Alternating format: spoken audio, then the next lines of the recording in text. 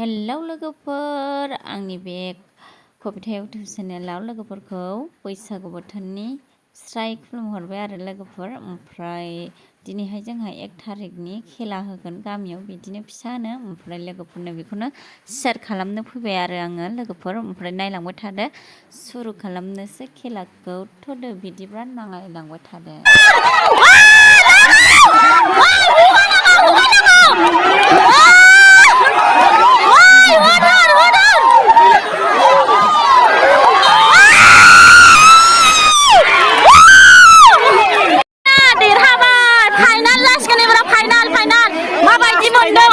मोजां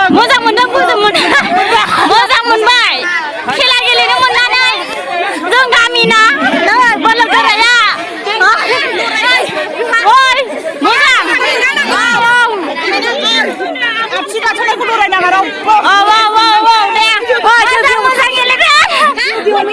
नै लोगोफोर दिरुं बोखांनानै दा सियार खेला गेलेबाय आरो। ओमफ्राय गथ'साफोरखौ सियार थोयैखाय फज'बाय आरो ना। ओमफ्राय नै नोगोर इन्टारेस्ट मोनखायो आंथ' खेलाखौ गेलेनो। ओमफ्राय दस्राफ्रा इन्टारेस्ट मोनगोन ना मोना मिन्थिया, खनसे गिदिंगासेयावनो थैखाबाय आरो आङो। मिनिथावानो जुर गैया, मा बुंनो।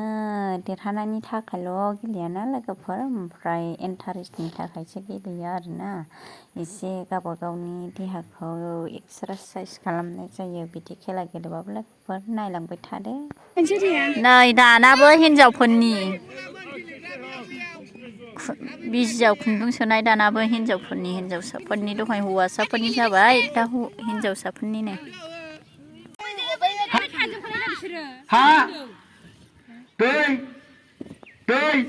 शाबाश बहुत बढ़िया।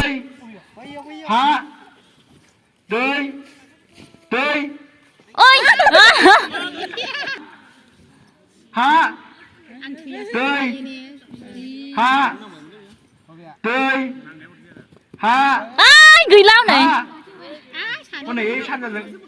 गैथाला हनै एसेल'सै। नै बस्थायाव मानसिया हाबनानै खारनाय खेला, नै नुफेरा दिनैसो नुफेरदों। आयाबा नुवाखैमोन नै, दिनैसो नुदों दा फार्स्ट टाइम। फार्स्ट नुबाय ने बैसागुआव। बाय नै फार्स्ट थांसिगोन, फार्स्ट थांबाय। थै लाजोब्बाय नै सिखोना दासो हनै।